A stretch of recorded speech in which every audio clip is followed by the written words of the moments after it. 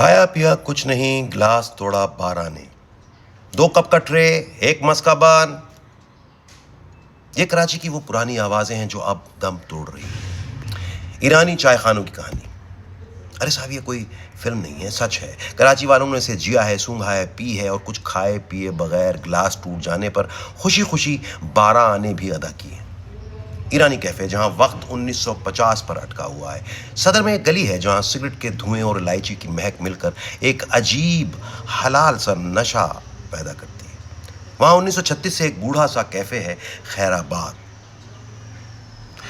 یہ خیر آباد ابھی تک اس لیے آباد ہے کہ اس کا نام شاید خیر آباد ہے. باہر کبھی لکھا ہوتا تھا چائے الگ، دودھ الگ، چینی الگ، دل بھاری ہو تو وہ بھی الگ.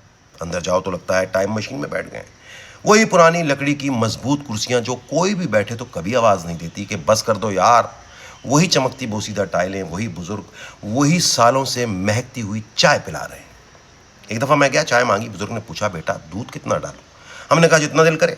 انہوں نے آدھا کپ دودھ ڈال دیا اور بولے دل تو بہت بڑا ہے میرا، مگر یہ کپ چھوٹا ہے. یہ لوگ ایران سے آئے تھے، یزد اور کرمان سے.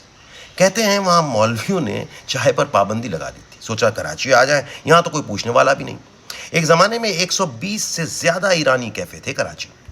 ضیاء کے دور میں جب سیاسی جلسے بند تھے تو یہاں چپکے سے انقلاب پلان ہوتے تھے. مزے کی بات یہ ہے کہ یہاں تو صرف چائے پی گئی، انقلاب ایران میں آ گیا. یہاں صرف چائے کے کپ کے نیچے نوٹ رکھے جاتے اور اپنے رکے ہوئے کام کرائے جاتے. بن مسکا میں پیغام چھپا کر بھیجا جاتا تھا. خیر یہ تو ایک مذاق کی بات. آج کراچی میں صرف 6 سے 8 کیفے بچے ہیں. ایرانی کیفے کی روایت 19ویں صدی کے آخر اور 20ویں صدی کے اوائل میں شروع ہوئی، جب ایران کے وسطی اور مشرقی علاقوں یزد، کرمان، سیستان سے زرتشتی پارسی خاندان ظلم اور معاشی تنگی سے بھاگ کر ہندوستان آئے. بہت سے بمبئی چلے گئے لیکن کچھ کراچی میں آباد ہوئے. انہوں نے سڑک کے کونوں پر چھوٹے چھوٹے چائے خانے کھولے جو ایرانی طرز کے خوبصورت کیفے کی یاد تازہ کرتے تھے. 1930 تک صدر، کھارا در، پریڈی اسٹریٹ اور دوسرے پرانے علاقوں میں یہ کیفے پھیل گئے. کیفے خیر آباد، کیفے سبحانی، کیفے گلزار، کیفے لبرٹی، کیفے مبارک، کیفے پہلوی. یہ جگہیں صرف کھانے پینے کی نہیں تھیں. صحافی، شاعر، سیاست دان اور طلباء یہاں گھنٹوں بیٹھ کر ایرانی چائے، بن مسکا، چلو کباب اور پلاؤ کھاتے اور دنیا کو بدلتے.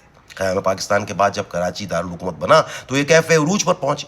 1970 کی دہائی میں شہر میں 100 سے زائد ایرانی کیفے تھے، مگر 2010 کے بعد یہ تعداد 10 سے بھی کم رہ گئی. مہنگے کرائے، مالکوں کی وفات، ہجرت، مہنگائی، fast food chains, barbecue restaurants کے مقابلے نے انہیں ختم کر دیا.